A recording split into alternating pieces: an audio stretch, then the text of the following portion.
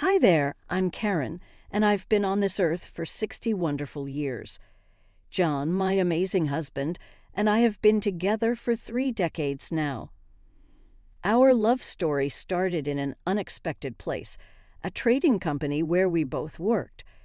After a bit of workplace romance, we decided to tie the knot and embark on this beautiful journey called marriage. Now let me tell you about our 2 sons, but buckle up because there's a bit of a twist in the tale. "I want to marry you, Karen, but I have a child already," John said to me once. "I feel the same way. I want to marry you. Don't worry about Michael. Let's raise him together." When I was 30, I received a marriage proposal from John, who was divorced and had a child. I remember being over the moon when he proposed. I thought I wouldn't mind if it was the child of the person I loved. His child, Michael, was in the 2nd grade of elementary school at the time. He was shy, and at first he didn't warm up to me at all.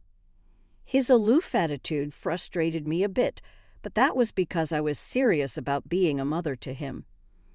"Is there anything you want to eat, Michael?" "No." "Oh, okay. What about pizza or something?" "I don't care." That was the extent of our conversations.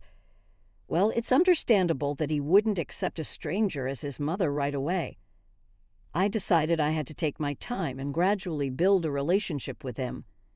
When I married John, I resolved to cherish this child as my own son. I kept talking to him patiently, waiting for him to open up to me. Even though he sometimes looked annoyed, I didn't give up and kept interacting with him every day. Then, when he was in the 6th grade, my efforts finally paid off and he started talking to me first. "Mom, I'm hungry." "Wait, what did you just say?" "I said I'm hungry." "No, not that. Did you just call me something?" "I called you Mom, didn't I?" Finally, my eldest son called me Mom. I'm glad I never gave up on connecting with them. The joy I felt was so overwhelming, I almost cried. And then, a year later, our younger son, David, was born. Michael, now a freshman in middle school and at an age where he usually wanted to play all the time, surprisingly didn't go out to play. Instead, he lovingly took care of David every day. "Hey, David, why are you so cute?" he would say as they grew up closely together despite their age difference and being only half-brothers. I never saw them fight. I'm sure they'll grow up to have a great relationship. As a mother, I looked forward to seeing my sons grow up. After graduating from college, Michael got a job at a major automobile manufacturer. "I'm going to live on my own." "Oh, is that so, Dave? David will miss you." "Well, it's your life. Living alone will be a good experience. Just make sure to come home sometimes, okay?" "Yeah, I know." He assured me he always wanted to try living alone, and I didn't oppose it. However, the thought of Michael leaving home made me feel incredibly sad. I mentioned David at the moment, but perhaps I was the one who was most upset. Then came the day Michael left home. "I'm off then, bro. Make sure you come back to visit. Don't be so dramatic." "I'll come back now and then. Make sure you listen to Mom and Dad, okay?" Michael comforted his crying brother. He had grown into such a caring big brother. Hearing their conversation made me feel like crying. Lately, I've been so tearful. Maybe it's because of my age. "Mom, take care of David and Dad for me." "Leave it to me and you take care of yourself, all right? And if you have any trouble, call me right away, okay?" Hearing my words, Michael smiled reassuringly and left our home. It felt strange not having Michael around as he had always been with us. That evening, I even made dinner for the usual number of people, still not quite feeling the reality of his departure. It's so quiet without him. I felt a bit down, but I knew I couldn't stay sad forever. From the next day, I tried to get used to life without Michael, not forgetting him, but adapting. Time flies, and before I knew it, A year had passed since Michael started living on his own. I wonder how Michael is doing. If he's not calling, it probably means he's busy and enjoying life. I'm sure he's fine. He's right. Michael must be doing well. Worried about our eldest son, who hadn't contacted us in a while and hadn't come home at all, I had shared my concerns with John, but his words had put me at ease. Then, about 3 years later, on a lazy weekend day, my phone suddenly rang. Who could it be on a holiday? Probably just a telemarketer. With a sigh, I picked up the phone, only to see Michael's name on the display. Hello. It's been so long. Are you doing well? Haven't been sick, have you? Are you eating properly? Don't bombard me with questions all at once. Oh no, I got carried away with my questions due to the surprise of hearing from him after such a long time. I'm fine. Don't worry. But listen, there's someone I want to introduce to you. Someone to introduce. Could it be? I guessed from the slightly embarrassed tone in Michael's voice. That's a girlfriend, isn't it? Are you? Yeah, I'm thinking of getting married. I was taken aback to hear that Michael had a girlfriend and was even talking about marriage. I was so surprised I almost dropped the phone, but at the same time I felt a deep joy. Really? Congratulations. You finally found someone you want to marry. Yeah, that's right. And I was wondering if you're free next Sunday. I'm free. I'll tell your dad too. Thanks, I appreciate it. After hanging up, I immediately told John about Michael. Listen, Michael, What's the matter? Calm down. I can't calm down. Michael's getting married. Really? Is that true? Why would I lie? It's all set. He's bringing her over next Sunday. Make sure you're free. Of course. Wow, it feels like a dream. Michael is getting married. John and I both ended up crying tears of joy. A little while later, I went up to David's room. David, can I talk to you for a sec? What's up? Your brother, he's getting married. David dropped his phone in shock. The news of Michael getting married must have been that surprising. I understood how he felt. He's bringing her over next week, so make sure you're free, okay? I got it. I'm surprised, though. That jerk brother of mine. I thought he was just not coming home for a while, and now he's getting married. David's words were harsh, but his expression was gentle. He was now a college student and hadn't spoken to Michael in a long time. Still, his face showed that he still cared deeply for his brother. This fact alone made me very happy. Then came the day of the introduction. Wanting to make a good impression, the three of us, excluding Michael, decided to welcome them grandly. We arranged for high-end sushi delivery and famous desserts, things we'd never normally have at home. Everything was ready as we were preparing. The doorbell rang. He's finally here. I've brought her. Okay, got it. I'll open the door now. When I opened the front door, there stood a charming woman. She looked almost like a doll. Nice to meet you. I'm Karen, Michael's mother. I greeted her. Ah, let me introduce her. This is Susan, my girlfriend. We're planning to get married. Nice to meet you, Michael introduced. After exchanging greetings at the doorstep, we moved into the living room. My husband and David were stiff as statues. John addressed them. Dad, David, you're too tense. I introduced her to Mom earlier, but let me do it again. This is Susan, my girlfriend. Please get along with her.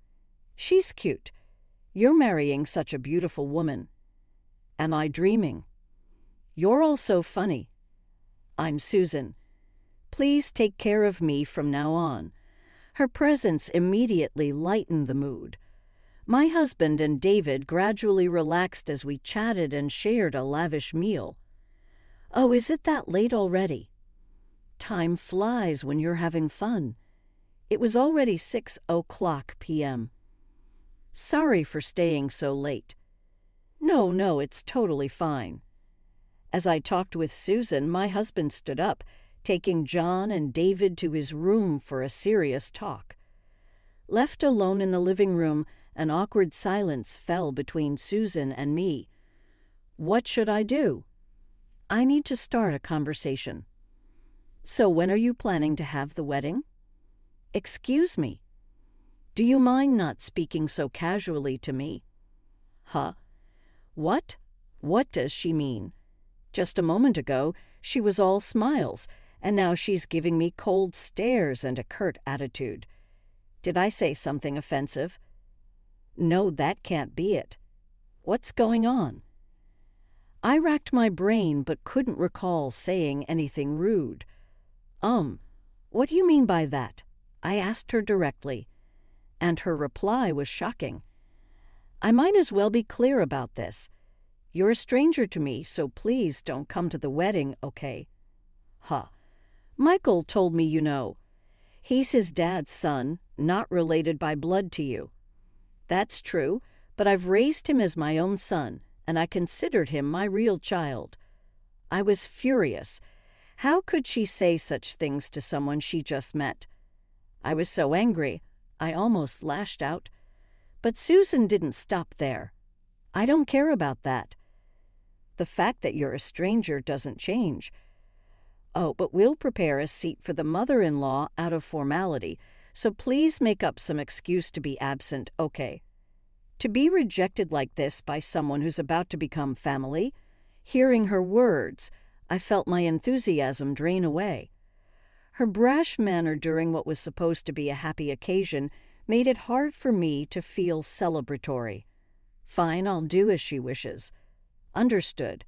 Then, as a stranger, I'll be absent, as long as you understand. Well, that's that then. Unbelievable. Someday she'll get what she deserves. Just as our conversation ended, my husband and the boys came back to the living room. "How's it going, Mom? Do you think you can get along with Susan?" "Get along? That's hardly possible." Deep down, I wanted to tell Michael everything that had just happened, but I refrained. Yes, she's a really nice girl. You know, take good care of her," after saying that, they left as if nothing had happened. Maybe I should have told John and David right then that Susan said strangers shouldn't come to the wedding. But if I had, John would have likely told Michael immediately. I couldn't bear to upset Michael in his happiest moments. Out of a parent's heart, I ended up not sharing anything. Half a year later, it was finally Michael's wedding day. It's finally here. "Hey, David, make sure you're dressed sharp, okay?" I know. John and David were all excited since the morning, but as the wedding time approached, my mood kept sinking. Well, shall we head out? We drove for about an hour from our home to the wedding venue. The venue was already filled with many guests and was quite lively. What should I do? I told Susan I wouldn't come. I felt so sick I could hardly stand as I sat on a chair in the reception lobby to catch my breath. David approached me. "Mom, you look pale. Are you okay?" "Yes, I'm fine. Maybe it's a cold." I lied on the spot, but he saw right through it. "I hate to say this, but Mom, that's not a cold, is it? What happened?" "It's not a lie. I've been feeling a bit under the weather since yesterday." "How long do you think I've known you? Don't lie and just tell me what happened." David raised his voice at me. I appreciated his concern, but if he's too loud, keep it down a bit, will you? If you're so loud, everyone will stare. Sure enough, people around us started to pay attention. I don't care about that. If Mom's not having fun, Michael will be upset too. "Tell me what happened," David insisted, looking straight at me. All right, if you insist that much, I understand. I'll tell you everything." Actually, when Susan came over for the wedding greetings, she told me, "You're a stranger, so don't come to the wedding." And I, in anger, retorted that I wouldn't come. But here I am. What Susan said, that then I must be a stranger to her too, right? Most of the people here today are, David exclaimed loudly, attracting attention from the surrounding guests. That's why I didn't want to say it now. Everyone was listening. People who seemed to be friends of the bride were also stirring, with some saying, I didn't think she was that kind of person. Does she think of me as a stranger too? Maybe we should leave too. I actually planned to tell you and Dad that day, but I never got around to it. Got it. There's no need to stay at such a person's wedding. Let's go home, Mom. I'll leave with you, prompted by David's words. Others began agreeing, if the family is leaving, maybe we should too, and started to exit the venue. Hearing the commotion, John came over with the bride's parents. What's going on? Everyone's leaving. It's good you're here. We're leaving too. Susan told Mom not to come to the wedding because she's a stranger. No need to attend such an ungrateful person's wedding, really? John asked, and I just nodded. The bride's parents were also visibly angry. As we were talking, Michael and the bride came to see what was happening at the reception. What? Wait a minute. Why are you all leaving? Susan, the bride, turned red-faced and raised her voice as she saw her friends starting to leave the wedding venue. Well, it's all your fault, isn't it? Probably everyone there was thinking the same thing. And then Susan noticed my presence. Why are you even here? Now that it had come to this, there was no going back. No choice. I'll just have to say it clearly. The sickness I felt earlier had vanished, probably from seeing Susan. I felt a fiery anger burning inside me. Why am I here? I'm family, so it's natural to come to the wedding. But I did struggle with whether to come today since you told me not to. But don't worry, I've decided to leave. Strangers aren't needed at your wedding, right as I spoke sarcastically to Susan. Voices of support for me could be heard, so it was true after all. Susan really said such awful things to her mother-in-law. Voices of support for me started to emerge, saying things like, "It's brave of you to even come under these circumstances." Wait, I didn't say that. Susan boldly lied right in front of the person she told. Can't she see everyone here is looking at her with pity? Don't you remember? I remember it very well. Do you want me to recount the whole conversation right here in front of your friends? That's Susan, the bride, was becoming increasingly cornered. Her friends, parents, and even John and David were staring at her coldly. Meanwhile, Michael seemed unable to grasp what was happening. What's going on?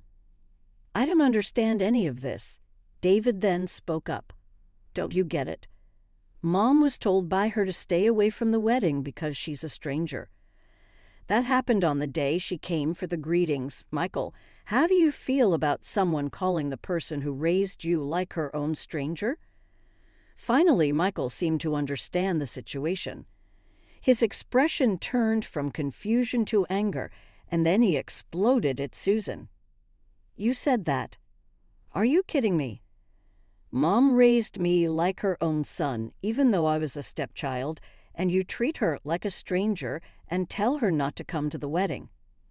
Cut it out. That's it. We're getting a divorce, despite being newly registered as married last month.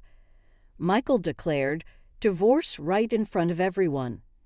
Wait, please, we have a wedding to do. If you're so keen on it, do it alone.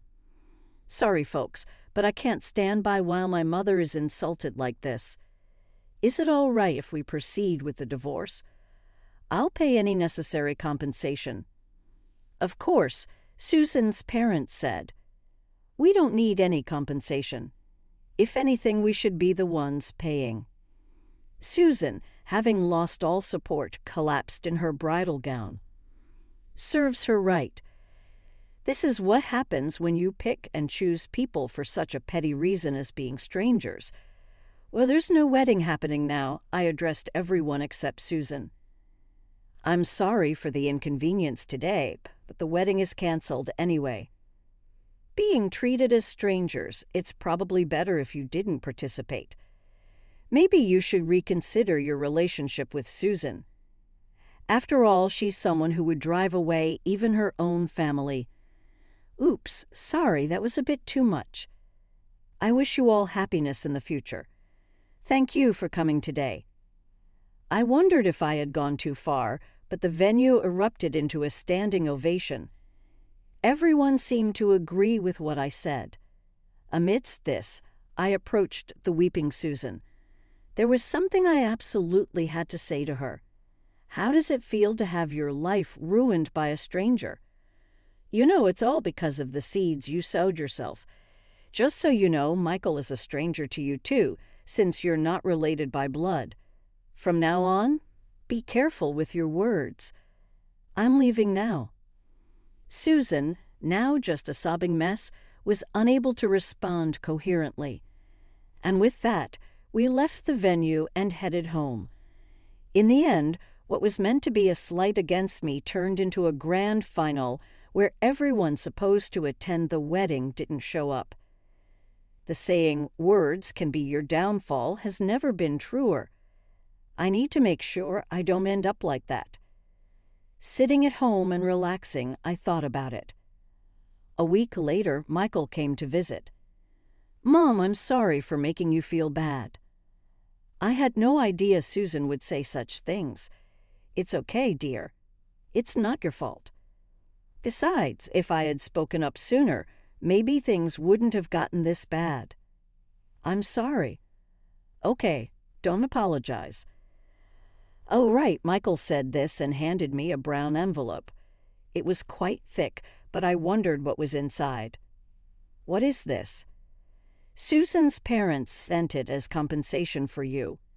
$60,000. I can't accept this much. In fact, I don't need it. Please return it. The envelope contained $60,000 in cash. I thought you'd say that. That's why I told them the same, but they insisted I accept it, so I did. Gratefully, please take it. It's also their request. Okay, I understand. I'll keep it then. By the way, what happened to Susan? She's almost disowned by her family now. But if she works hard and returns the $60,000, she's welcome back. Right now, she's working day and night at a factory and a bar. Most of her friends have left her, and she seems full of regret. But it's too late now. Michael was right. It's too late to regret now. Michael continues to live alone, but unlike before, he comes home about once a month now. Each time he does, he and David go shopping together. It's heartwarming, almost like seeing them as kids again. Someday Michael might remarry and David might get married. I hope their closeness continues forever.